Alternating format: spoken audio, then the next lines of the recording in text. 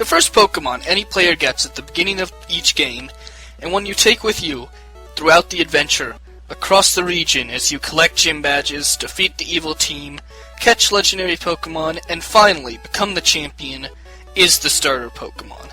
Naturally, the starters that I've used have become some of my favorite Pokemon, which is why I decided to make this list. Keep in mind, I'm talking about the whole starter line, all 3 stages, and their roles in spin-offs and the anime. Also, this is a very personal list about my experience with these starters, so this isn't meant to be some unbiased ranking of which one is the most relevant or the best competitively.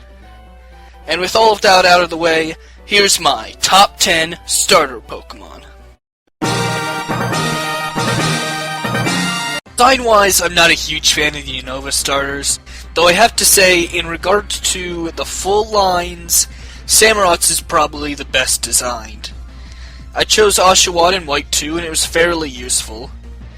Not a huge fan of mono-type starters, but it has a decent move pool, with moves like Aqua Jet, Mega Horn, and Swords Dance. Since I haven't watched any of the Black and White anime, I don't have much else to say. Samrock's a fine starter, but there are certainly much better. Typhlosion is a Pokemon I really liked as a kid, but as time has gone on, it now seems a bit forgettable compared to other and better fire types. Still, I do really like its design. It's one of the few Pokemon to learn Eruption, and I liked the Typhlosion used in Pokemon Chronicles. I know that Ash also had a Cyndaquil, which I think evolved into a Quilava at some point, but frankly, from what little I watched of the Johto anime, it didn't really stick out. Again, not a bad starter, but there's definitely better. My favorite Unova starter is Serperior. Not a big fan of Snivy or Servine's design, but when fully evolved, it has a really regal appearance that I appreciate. It has a good move pool with moves like Dragon Pulse, Aqua Tail, and Leaf Storm, along with an awesome hidden ability in Contrary that can make it a great special sweeper. Though that's just its hidden ability, you can't use that in a regular playthrough of the Gen 5 games. Again, another starter that I still liked using during the game itself. I still like things about it, but not that great. My favorite starter that never gains a secondary typing is Blastoise. I've done more playthroughs of Leaf Green than any other game, and Pick and Squirtle helped out in the early game with Brock and Mount Moon, as well as the late game with Blaine, Giovanni, and Bruno. Its design is simplistic but cool, just a tank of a turtle. And I like how its Mega Evolution just slims its head and adds arm cannons. It doesn't have to go over the top or anything, just adds a little bit more about what you like about Blastoise. And Mega Blastoise has high special attack and defense and a very good ability in Mega Launcher. In the anime, Ash of course had a Squirtle that was part of the Squirtle Squad, and Gary had a Blastoise as well. Additionally, Squirtle was playable as part of the Pokemon Trainer in Brawl, and while I didn't play him much, he was fun to mess around with.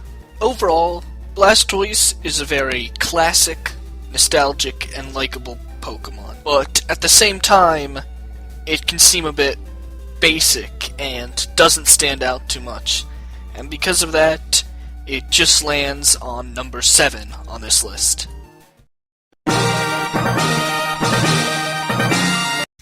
Blaziken holds a number of firsts. First firefighting Pokemon, first starter Smogon Band to Ubers, first non-Kanto starter to get a Mega Evolution, and one of the first Hoenn Pokemon I remember seeing. Design-wise, I'm actually not a fan of this line's last 2 stages. Not horrible, but just the way it combines Rooster and Humanoid looks kinda awkward. Battle-wise, Blaziken is a really good mixed attacker with a great typing, and with its hidden ability that it also gets upon Mega Evolution and access to Swords Dance, makes it an awesome physical sweeper even in the Ubers tier. I watched a lot of the Hoenn and Battle Frontier anime, and May had a Torchic that evolved into a Blaziken by the end of the Battle Frontier saga. And while I wasn't a huge fan of contests in the anime, I remember it having several cool moments. Blaziken also appears as a playable fighter in Pokken Tournament, and while I haven't played as him much, he is a good fighter in that game. Overall, while I may not love Blaziken as much as most people and believe there are some better starter Pokemon, there's no denying that it's a great Pokemon in battle and had some cool moments in the anime, and that is why it takes the number 6 spot on my list. While Blaziken is cool, my favorite Hoenn starter is actually Sceptile. I really like its whole line's design, combining geckos and theropod dinosaurs in a cool and sleek way. I picked Trico in my Alpha Sapphire, and it was helpful, both early in the game with Roxanne and Watson, as well as later on with Team Aqua, Wallace, Glacier, and Drake. Sceptile has really good special attack and speed. After Mega Evolution, it becomes the fastest starter and one of the 10 fastest Pokemon in the entire game. And with Swords Dance, Sceptile also has the capacity to be a good physical sweeper. While it has good coverage, its typing really isn't the best, with 6 weaknesses, including being very weak to Ice.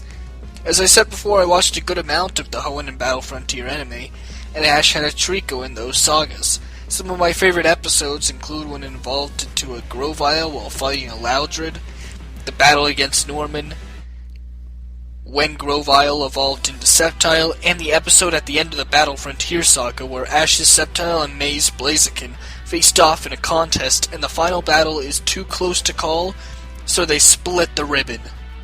Sceptile is also a playable character in Pokken Tournament, and his speed and some of his more tactical moves make it a formidable fighter.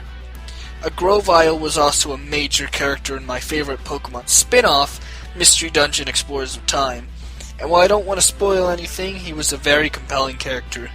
Overall, Sceptile is just a great Pokemon to use and watch. One starter that quickly became one of my favorites is Greninja. Froakie is my favorite design of the base starters, and it becomes way cooler as it evolves, becoming a really sleek ninja frog. Greninja has great speed, being the fastest starter aside from Mega Sceptile, and good attack and special attack, and a great move pool with Hydro Pump, Extra Sensory, Dark Pulse, Ice Beam, Shadow Sneak, Water Shuriken, Low Kick, Grass Knot, Gunk Shot, Taunt, Spikes, and Toxic Spikes. It has an amazing hidden ability in Protean that allows it to always get stabbed and to play mind games with the opponent. But even without Protean, Greninja can still be a really good sweeper.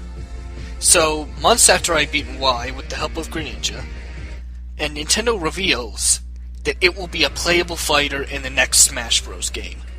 Out of all the Kalos Pokemon, including the starters, they picked Greninja, my favorite of the starters of that generation, and my favorite Pokemon of that generation.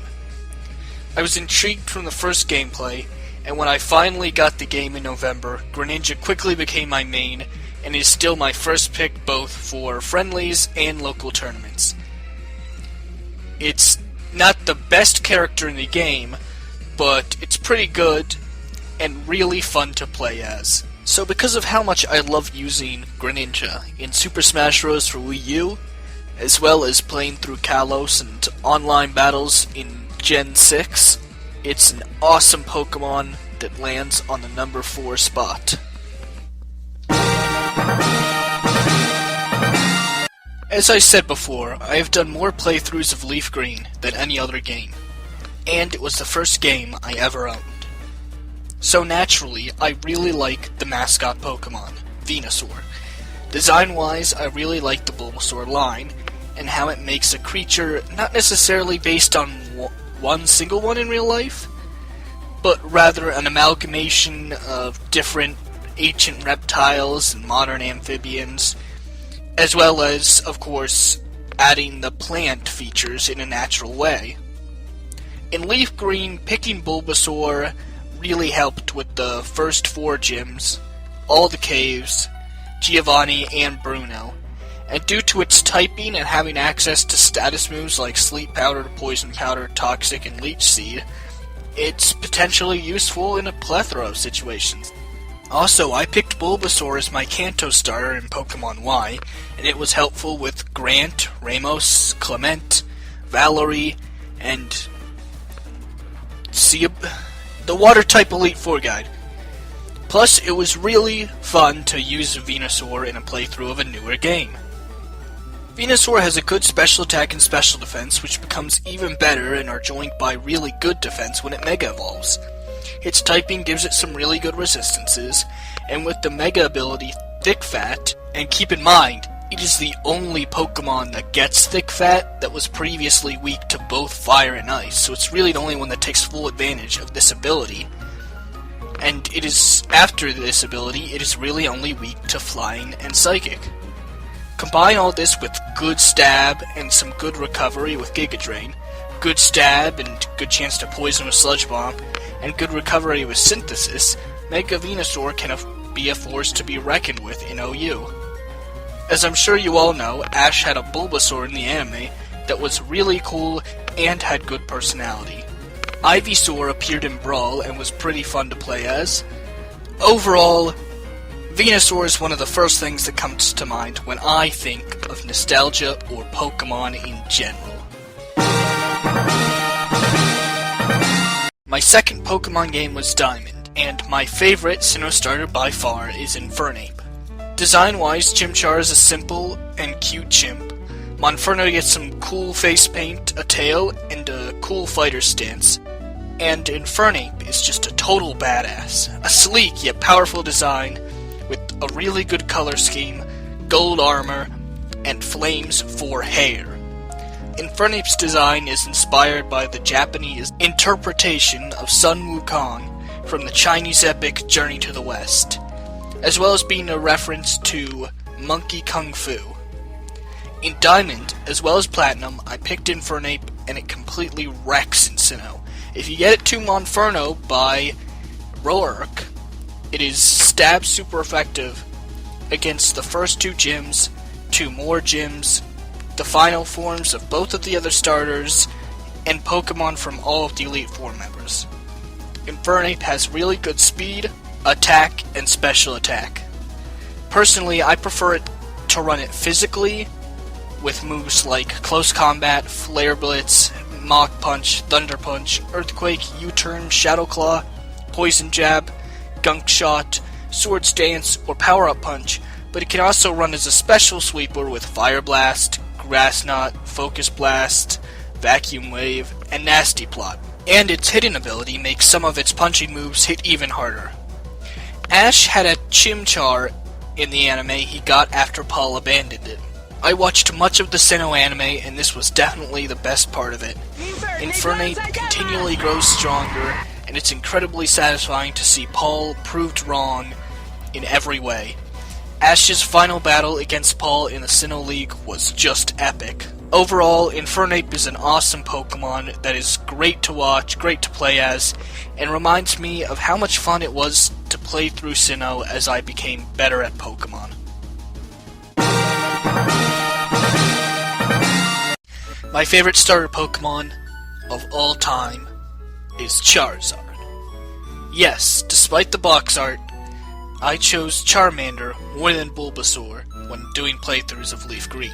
In Leaf Green, it's only stab super effective on Erica, but with how early it learns Metal Claw, it can easily defeat Brock as well. And the benefit of a 95 power stab move with no drawbacks it learns midway through the game can't be overstated. Design-wise, the line goes from a cute salamander to a more intimidating reptile to an awesome dragon. Charizard is also the only Pokemon, other than Mewtwo, to get 2 Mega Evolutions. And they both just make its design even cooler. Typing-wise, Regular and Mega Charizard Y is weak to water and electric, and 4 times weak to rock, which can make stealth rocks very annoying. But it also has 4 regular resistances, 2 4 times resistances, and an immunity. And Mega Charizard X only has 3 weaknesses alongside 3 regular and 2 4 times resistances. Charizard has really good special attack and speed, which upon Mega Evolution, it gains awesome special attack, being the 5th highest of non-legendaries, and really good special defense with Y, or great attack and really good defense with X. Both Mega Evolutions have great abilities as well, with Tough Claws boosting the power of contact moves, and Drought causing harsh sunlight, which powers up its fire type moves, allows it to use Solar Beam in one turn, and weakens water moves. Charizard has access to a wide array of great moves such as Fire Blast, Flamethrower, Solar Beam, Focus Blast, Roost, Dragon Dance, Flare Blitz, Outrage, Dragon Claw, Heat Wave, Dragon Pulse, Iron Tail, Dragon Rush, Crunch, Air Slash, and Earthquake. Ash got a Charmander in the 11th episode of the anime, where he was abandoned by a trainer that thought he was weak. Charmander, of course, eventually evolved into Charmeleon and later Charizard. While Charizard was somewhat of a lazy jerk after evolving, he helped Ash clinch some major victories, including the battles against Blaine and his Magmar, and against Gary and his Blastoise in the Johto League. He also made an epic appearance to help fight Entei in the 3rd movie. Charizard also returned to help Ash against Frontier Brains, Nolan, and Brandon in the Advanced Generation series. Red also uses Charizard in the Pokemon Origins special. Charizard has been playable in Super Smash Bros. Brawl, Project M, and Smash 4. In Project M, he was actually my main for some time, and in Smash 4, I use him fairly often when I just want to mess around, not playing very seriously.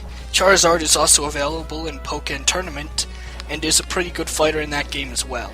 Overall, Charizard is my favorite starter Pokemon, and my second favorite Pokemon out of all 700 plus, after, well, you know. I have so many great memories with this Pokemon, from the countless playthroughs of Leaf Green, to importing it to Diamond, and leveling up to level 100, to being able to Mega Evolve it in X and Y, as well as being involved in some of the most memorable moments of the anime, and using it in spin-offs as well. Well, that was my top 10 starter Pokemon, at least for the first 6 generations. We'll have to wait till November to see what Litten, Poplio, and Rowlet bring to the table. But for now, just let me know what your guys' favorite starters are in the comment section below.